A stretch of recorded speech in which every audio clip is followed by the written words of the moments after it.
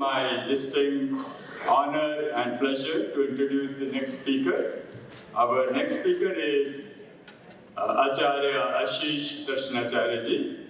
Acharya Ashish ji is an engineer by training, but he realized that engineering is not for him when, I think, long back, and he dwelt into the world of yoga, Patanjali Yoga, Arya Samaj, and he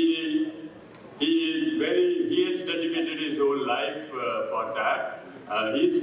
So you can read his bio up here on the screen, but I have personally met him and I've seen that he practices whatever he preaches. So that is the beauty of our next speaker. With much ado, now I'll request, please welcome Acharya Ashish ji with a round of applause. Acharya Ashish ji.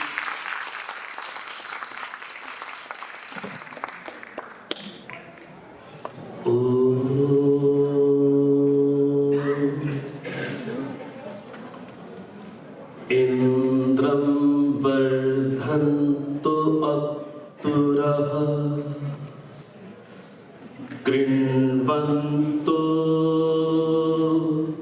विश्वमार्यम् अपघ्नन्तु अरावणः अपघ्नन्तु अरावणः. Please repeat after me. हे प्रभु हम तुमसे वर पाए. हे प्रभु हम तुमसे वर पाए. सकल विश्व को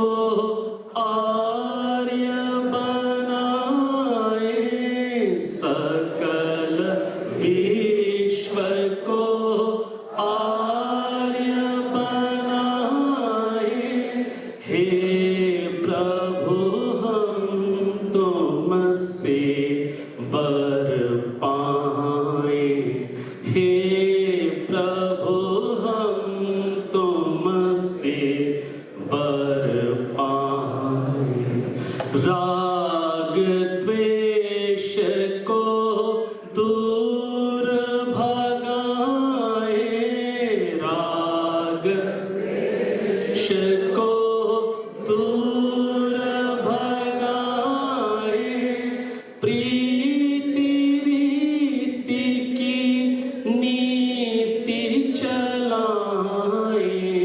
प्रीति रीति की नीति चलाए. हे प्रभु हम तुमसे वर पाए. हे प्रभु हम तुमसे वर पाए. I feel very much fortunate and privileged to be here in this global Arya family and feel privileged to present my topic, strategies of Arya Samaj, strategies to expand activities of Arya Samaj across the globe. This is the topic, and before continuing on the topic, honorable dignitaries present on the stage, distinguished scholars, veteran audience, dear brothers and sisters, and the hope of Arya Samaj, this world, dear youth. I am hinted by Dr. Satish Prakash ji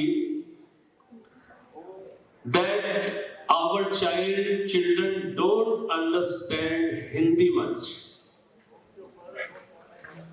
मन में तो ये बात आ रही थी कि जब सब ही हिंदी बोल गए, इवन डॉक्टर सतीश प्रकाश जी भी, तो मैं ही क्यों पूरी इंग्लिश बोलूं? But for the sake of this young generation, for the sake of our youth, I am here to present my topic in English language. So the topic is shown here in the first slide: strategies to expand activities of Arya Samaj across the world. I know time is limited. I know time is limited. So we all are very fortunate to be here. The first slide is what we need and how can we plan our future, the future of our Arya Samaj and Vedic Dharma. Enlarging the vision, what we need, how can we go beyond our communities to disseminate the divine knowledge of Vedas. I feel that knowing this, you will also feel very fortunate that among us there are so many Aryas. Those are well versed in Arya Bhasha. Arya Bhasha means Hindi. In English they are well versed. And along with these languages, there are some Aryas here. Those are well versed in French language. Those are well versed in Dutch languages as well. Especially people from the Mauritius. Mauritian people, Mauritian Arya people, some of them are well versed in French. And the people, those migrated from Suriname and shifted to Holland, their new generation is well versed in Dutch. So we must enlarge our vision. Knowledge of Vedas is given not only for Indians, it is restricted to any community and nationality. We must plan to go beyond the languages and nationalities to disseminate divine knowledge of Om among all the communities.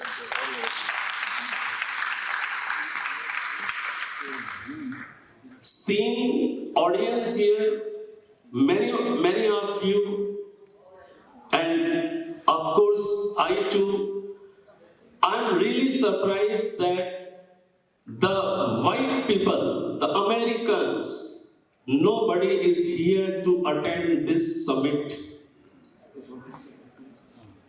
And we must plan how can we go beyond the communities, and we should target the English people, French people, Dutch people, and so many languages we must learn, and we must try to disseminate the knowledge of Vedas. Vedas are for human beings. So we must think in that way as well. Next, time-based planning is required. Time-based planning. When a new person go to the Arya Samaj temple, especially young youth, generally they don't understand Sanskrit. Our maximum of the things in rituals are in Sanskrit language. They don't much understand Sanskrit, and they not get much involved with that. So what we find that the youth is not connected in our day-to-day Arya Samaj activities. So we must think about that. So for that, there are so many things. How can we go for the further plannings? Next slide is prioritizing workshops on MCHR. What is MCHR? M denotes here for mental well-being. We need workshops, we need educational programs to keep our mind peaceful, to take care of self. If we will be caring ourselves, if we will be as we are, we will be more peaceful, calm and balanced. Then of course we will have that kind of togetherness, feeling of togetherness and oneness in the core of our heart, and we will feel more energetic and optimistic. And what we need C. C means communication skills. Sometimes, if someone asks you, how did you feel visiting that Arya Samaj temple? If a kid, if a child, if a wife asks you that how did you feel visiting Arya Samaj temple? And suppose that you were not satisfied by the behavior of the authorities, you were not satisfied by the program there. So will we start criticizing those our authorities, those our people, that they are not conducting well in our family? If we start criticizing our family, our people, among our children, among our relatives, so what do you think our children, our relatives, those are not familiar with the Vedic Dharma Arya Samaj, would they feel interested to join the congregation with you next time? What do you think? No. So we must be very, very careful. We are one family. And there may be differences in opinions, there may be some differences, but we must be very, very careful that we must never, ever criticize our people in front of the new people. Then how the new people will be influenced, how the new person will be eager to come to join our congregation or the activities, Sunday activities. Are you getting my point? So please, कभी भी घर की बातों को उनसे जो अभी उस घर से ठीक से जुड़े ही नहीं हैं, हमारे छोटे छोटे बच्चे, हमारे आस पड़ोस के लोग, हमारे रिलेटिव्स जो अभी ठीक से आर्य समाज से नहीं जुड़े हैं, वैदिक धर्म से नहीं जुड़े हैं, प्लीज हमारे वो फ्रेंड्स, उनके सामने कभी भी अपनों की, अपने घर की हमें कभी भी बुराई नहीं करनी चाहिए। छोटी छोटी चीजें।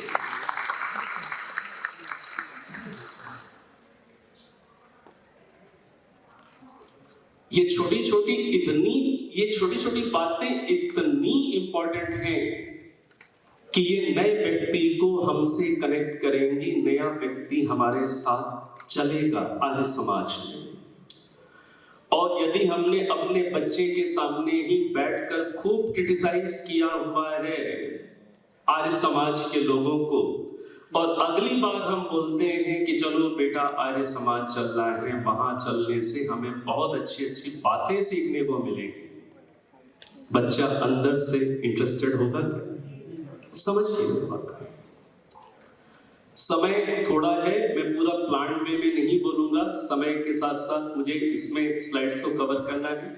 अगली चीज है HR denotes for harmonising relationships. हमें अपने रिलेशनशिप्स को कैसे हार्मोनाइज रखना है। आपस में डिफरेंसेस हो सकते हैं, आपस में विचार भेद हो सकते हैं, आपस में काम करने के तरीके में कुछ डिफरेंसेस हो सकते हैं, लेकिन रिलेशनशिप्स हमारी बहुत स्ट्रांग होनी चाहिए। और जो रिलेशनशिप हमारी स्ट्रांग कैसे होगी, जब हमारे अंदर ये बात बड़ी गहराई से अंदर दिल के अंदर बैठी हुई होगी कि हम सब एक हैं, क्योंकि हम इस ओम की संतान हैं, जो ओम इस समय हमारे साथ सर्वव्यापक इस समय प्रेजेंट है।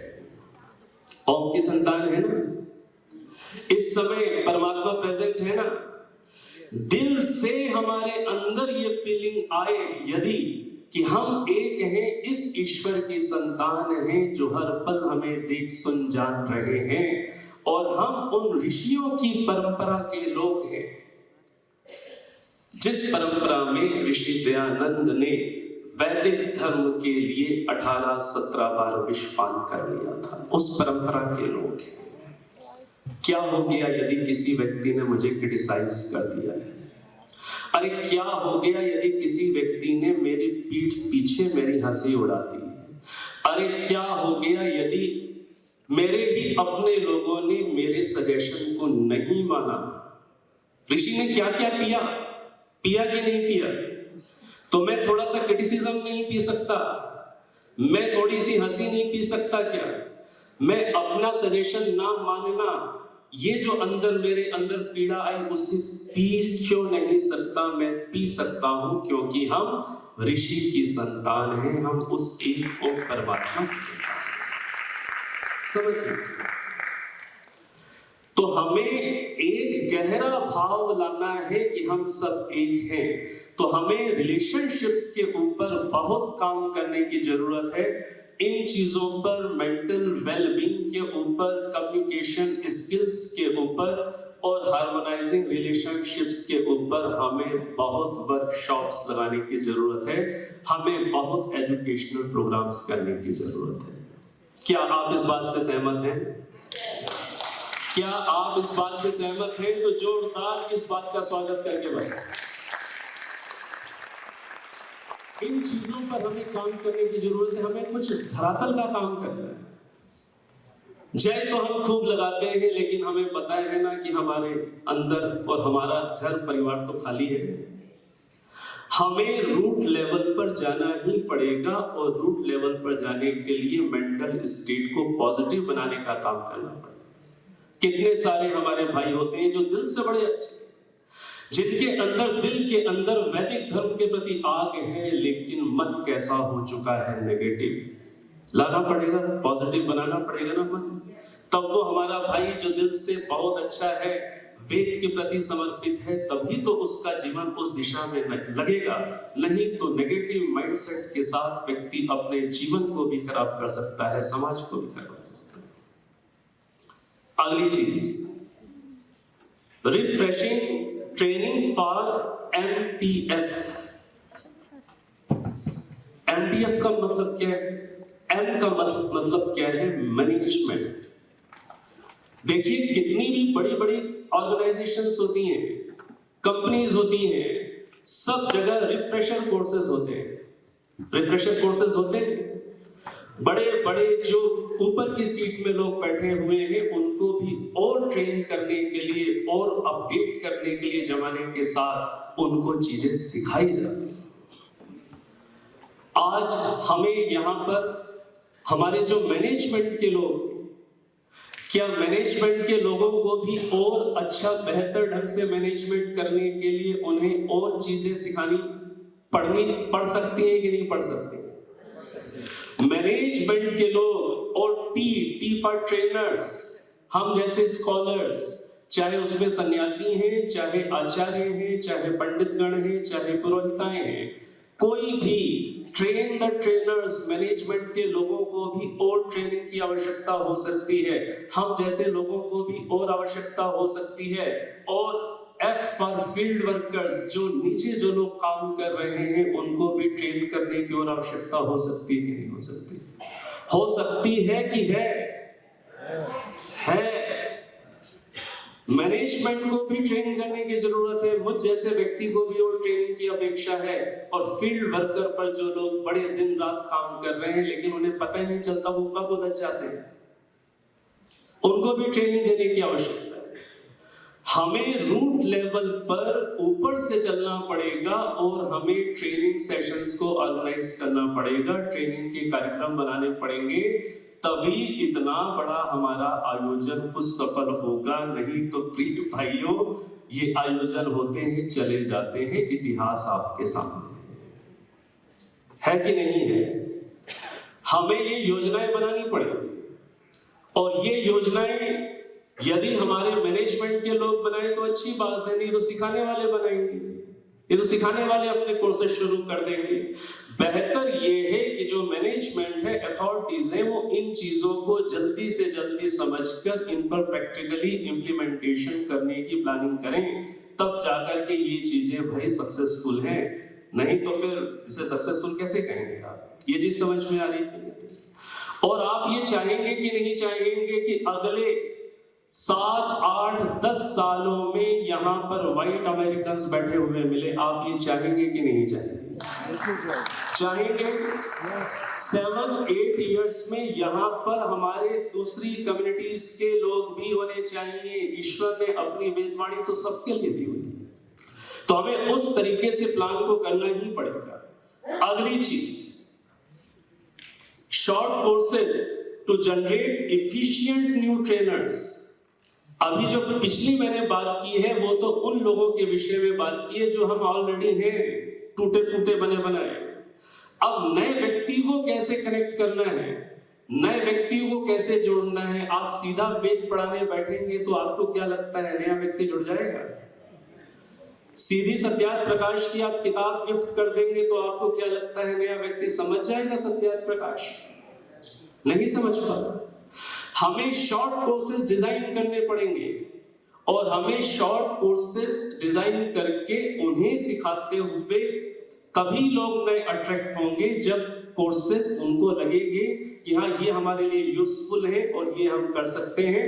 जब लोग अट्रैक्ट होंगे तब हम न्यू ट्रेनर्स डेवलप कर पाएंगे। नहीं तो उस समाज में भी वही चेहरे मिलते हैं, उस उत्सव में भी वही चेहरे मिलते हैं और वहां के उत्सव में भी वही चेहरे मिलते हैं। वही चेहरे मिलते हैं कि नहीं मिलते? कहां से लाएंगे लोग? लोग आएंगे शॉर्ट कोर्सेज को जब आप करेंगे, और वो जो शॉर्ट कोर्सेज होंगे वो उनकी लाइफ से रिलेट करने वाले टॉपिक्स के हों। माइंड को पीसफुल कैसे करें, मेडिटेशन कैसे करें, हेल्दी लिविंग क्या है, वैदिक लिविंग क्या है, बेसिक चीजें जो उनकी लाइफ से कनेक्ट हो पाए उनको लेकर यदि हम प्लानिंग कर रहे हैं तो निश्चित रूप से हम नए लोगों को अट्रैक्ट कर पाएंगे। नहीं तो फिर हम दिखते रहेंगे, आपस में मिलते रहेंगे। बात समझ में आ रही? एग्री कर रहे हैं इन बातों से? एग्री कर रहे हैं हाँ या ना? आपकी आवाज साथ होगी तो ऐसी बातों को करने वाले भी इस मंच पर आते रहेंगे, और आपकी आवाज का समर्थन ना हुआ तो शायद मैं भी वैसे ही कुछ बोलकर चला जाऊं जिससे बातें बन जाती हैं। ठीक है, आगे देखिए, आगे क्या है? रिवाइजिंग द वीकली सत्संग फॉर्मेट। हमारा जो सत्संग का फॉर्मेट है उसे हमें रिवाइज करने की जरूरत है। जो वीकली सत्संग का फॉर्मेट है, क्या है हमारा वीकली सत्संग का फॉर्मेट? कि लगभग 45-50 मिनट का हवन होता है आर्य समाज में, होता है 45-50 मिनट का। आप सोचिए उस यंग बच्चे के बारे में जो आर्य समाज में घूमता फिरता आ तो गया और जिसे आहुति देने वाला स्थान नहीं मिला, घृत स्थान नहीं मिला, अब वो कहां बैठा है? सामने दूर में बैठा हुआ है।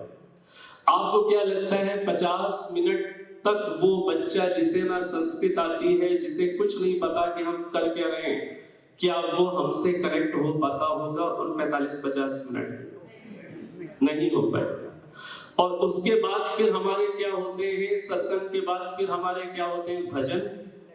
और हमारे जो भजन है अधिक ईश्वर भक्ति से रिलेटेड है, अच्छी बात है, लेकिन नए बच्चे को कनेक्ट हम कई बार नहीं कर पाते।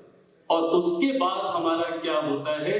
एक लगभग 40 मिनट का प्रवचन जिसमें संस्कृत और वेद मंत्र हम बहुत बोलते हैं, लेकिन हम कई बार नई जनरेशन को लाइफ से कनेक्ट नहीं कर पा रहे होते क्योंकि हम लाइफ से कनेक्टेड टॉपिक को नहीं बोलते।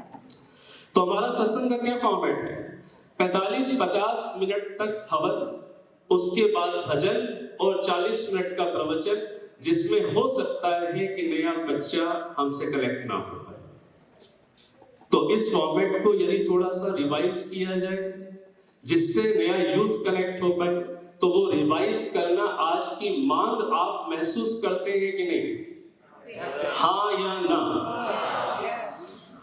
तो आज मैं आपके सामने एक छोटा सा सजेशन देने की कोशिश कर रहा हूं। आप देखिए, यदि इस तरीके से आप अपनी समाजों में यदि थोड़ा सा सत्संग का फॉर्मेट रिवाइज कर लें, हवन को अधिक से अधिक 40 मिनट या 35 मिनट में हम समाप्त करें। उसके बाद एक निवेदन है कि हम 10 मिनट का समय बच्चों को प्रेजेंटेशन देने के लिए रखें, और जो बच्चे 10 मिनट में प्रेजेंटेशन देंगे, लगभग 3-3 मिनट में 3 बच्चे प्रेजेंटेशन देंगे, उस समय माइक पर एमसी भी बच्चा ही रहेगा। तो इस तरीके से 4 बच्चों का इन्वॉल्वमेंट हम कर सकते हैं। तो 10-12 मिनट का प्रेजेंटेशन हो जाए और बच्चों को 10-12 मिनट जो व्यक्ति उनसे कनेक्ट होकर उनसे रिलेटेड बातों को सिखा सकता है, 10-12 मिनट वो व्यक्ति आप भी हो सकते हैं। आप भी अपने घर में बच्चों को सिखाते हैं। 10-12 मिनट आप बच्चों को उनकी लाइफ से रिलेटेड स्ट्रेस को कैसे मैनेज करना है, पीयर प्रेशर को कैसे मैनेज करना है, अपने आप को कूल कैसे रखना है, फोकस कैसे रखना है, ऐसी बातों को जोड़ते हुए कुछ वैदिक सिद्धांतों को भी हम साथ साथ सिखाते हैं। तो 10-12 मिनट बच्चों का प्रेजेंटेशन हो जाएगा। 10 मिनट आप जैसे लोग जो इंग्लिश में भी बच्चों से बात कर सकते हैं, वो कुछ उनकी लाइफ से जुड़ती हुई बातों को सिखाते हुए कुछ वैदिक धर्म की बातें सिखा देंगे। तो 20 मिनट का समय जब बच्चे को मिलेगा तो बच्चा आना चाहेगा कि नहीं आना चाहेगा? कि उसे भी कुछ मिलता है, आना चाहेगा। और उसके बाद फिर आप भजन करिए, 2 भजन आप कर लीजिए, और उसके बाद 25 मिनट का एक लेक्चर जो लाइफ से लोगों की कनेक्ट होता हो, उनको जीने में हेल्प करता हो, ऐसा 25 मिनट का एक लेक्चर हो जाए। और लास्ट में 10 मिनट का मेडिटेशन। ये 2 घंटे का मैंने आपको कार्यक्रम बताया। कई समाजों में 2 घंटे का भी प्रोग्राम होता है, लास्ट में 10 मिनट का मेडिटेशन। तो कोई स्पिरिचुअल सीकर यदि है जो मंदिर में या आर्य समाज में इसलिए आ रहा है क्योंकि उससे इच्छा है कि कुछ मुझे यहाँ जानने सीखने को मिलेगा, तो ऐसा व्यक्ति भी फिर हमसे जुड़ सकेगा यदि उसे एक छोटा सा मेडिटेशन का हम सेट दें। क्या आप एग्री कर रहे हैं? एग्री कर रहे हैं तो कृपया आप लोग जहां से हैं, अपने अपने समाजों में कुछ ऐसे इनिशिएटिव लेने का प्रयास करें। अगला, reaching out to the school children's family of DAV Arya Samaj institutions. ये जो बात हम लोग कहते हैं ना कि आर्य समाज में यूथ नहीं है, आप जब इस बात की गहराई में जाएंगे ना, ये एकदम गलत सेंटेंस है। सबसे अधिक स्कूल आर्य समाज के चलते हैं पूरे वर्ल्ड में, ना तो आर्ट ऑफ लिविंग के चलते हैं ना और किसी के चलते हैं। सबसे अधिक जो स्कूल्स हैं वो आर्य समाज के और डीएवी के चलते हैं। और डीएवी और आर्य समाज के इंस्टीट्यूशंस के द्वारा जो स्कूल्स रन किए जा रहे हैं, वहां पर लाखों की संख्या में यूथ आपके पास पढ़ रहा है। केवल एग्जांपल के लिए मैं आपको दे देता हूं, चूंकि मेरा साउथ इंडिया का जो डीएवी जो बॉडी है उससे मेरा कनेक्शन है, परिचय है अच्छा खासा। साउथ के अंदर केवल तमिलनाडु रीजन में जो डीएवी स्कूल है वहां पर 48,000 बच्चा पढ़ता है। केवल मैंने आप लोग तमिलनाडु का बताया। और आप ऐसे पूरा देखेंगे सुनेंगे तो हमारे पास जब गहराई में जाएंगे तो बच्चे बहुत हैं। आर्य समाज मंदिर भी छोटे छोटे स्कूल्स रन कर रहे हैं। बच्चे बहुत हैं, लेकिन क्या है कि हम प्लानिंग के साथ बच्चों पर जो काम करना चाहिए उस प्लानिंग के साथ हम बच्चों पर काम नहीं कर पा रहे। तो बच्चों के ऊपर काम करना है हमें, और उसके साथ देखिए कितनी बड़ी अपॉर्चुनिटी है। जब बच्चे हमारे पास हैं तो उन बच्चों के परिवारों तक पहुंचा जा सकता है कि नहीं पहुंचा जा सकता? बच्चों के परिवारों तक हम जा सकते हैं यदि हम वॉलंटियर्स को पैदा करें, यदि हम फील्ड वर्कर्स को पैदा करें, तब हम बच्चों की फैमिलीज तक पहुंच सकते हैं। एकदम 1 साल में हमारा काम बहुत तीव्रता से बच्चों और यूथ के बीच में और उनके परिवारों तक पहुंच सकता है। क्या आपको ये बात समझ में आ रही है? ठीक है। अगली चीज, स्मार्ट यूजेस ऑफ डोनेशंस। देखिए, जो डोनर्स होते हैं उनका बहुत बड़ी हेल्प होती है उनकी सोसाइटी को। लेकिन यदि डोनर्स अपनी डोनेशन को थोड़ा स्मार्टली दे दें तो आर्य समाज का बहुत बड़ा काम हो जाएगा। देखिए क्या लिखा है यहां पर, spending money on youth and field workers waste spending money on construction buildings. समझ लीजिए क्या चाहिए, बैलेंस इज रिक्वायर्ड। बिल्डिंग्स भी चाहिए, कंस्ट्रक्शन वर्क भी चाहिए, पुरानी बिल्डिंग है, पुरानी संस्थाएं हैं, रिनोवेशन के लिए भी पैसा चाहिए। लेकिन इन सब के साथ यूथ पर भी हमें कुछ पैसा विशेष लगाने की योजनाएं चाहिए। और यूथ में काम करने के लिए हमें फील्ड वर्कर्स पैदा करने पड़ेंगे, हमें कई सारी टीम पैदा करनी पड़ेगी।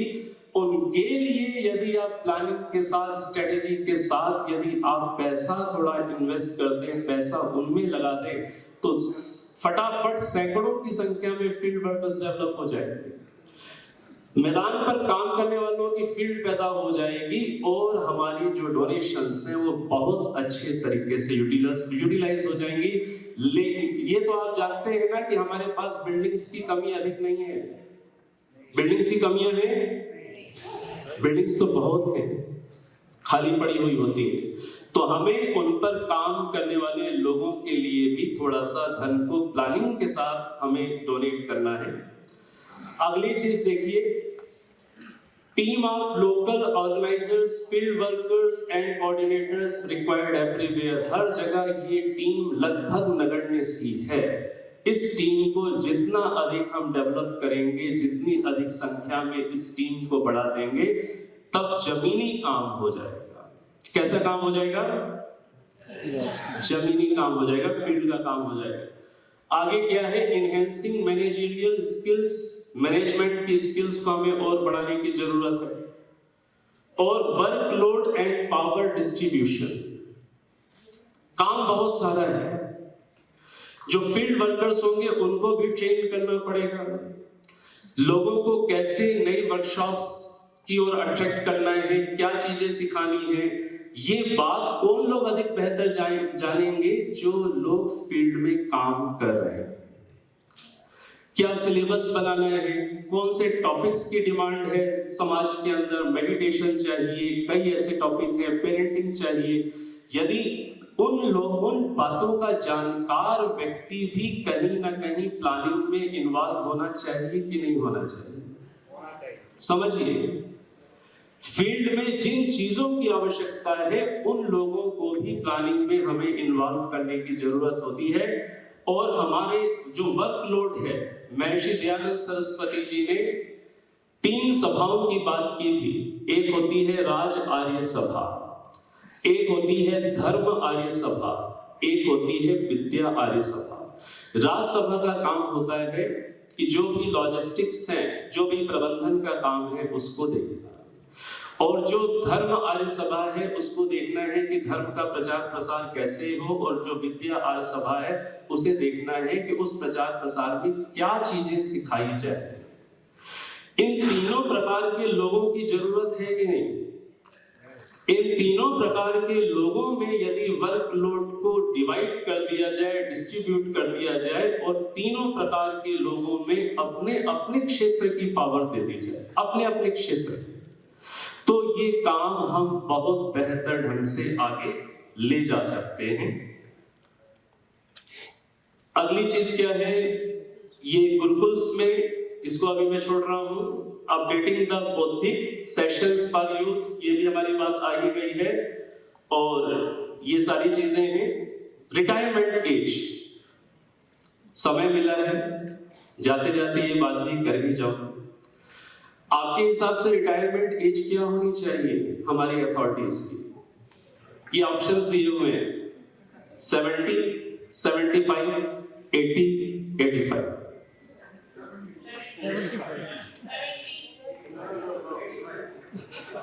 बताइए रिटायरमेंट क्या एज होनी चाहिए? बताइए जल्दी से, रिटायरमेंट एज क्या होनी चाहिए? मैं जिस बात पर अधिक कन्विंस्ड हूं वो है 75। ठीक है। और जो हमारे ये जो ऐसे लोग हैं जो इतने एक्सपीरियंस्ड हैं, इनके पास बहुत अनुभव, इनके लिए हमें एडवाइजरी कमेटी फॉर्म करनी चाहिए, बहुत रिस्पेक्ट के साथ, ऑनर के साथ। उनके पास जीवन का अनुभव है, उनके लिए एडवाइजरी कमेटीज गठन करनी चाहिए और उनकी एडवाइस लेनी चाहिए, आशीर्वाद लेना चाहिए। लेकिन फील्ड में काम करने के लिए भाई थोड़ा सा नया ब्लड भी जरूरी है। ठीक है, तो ये बातें मैंने रखी हैं, समय के साथ आप सबने सुना है और समझा है। और यदि समर्थन है इन बातों का तो अपनी आवाज से बताइए कि आप इन बातों से। धन्यवाद।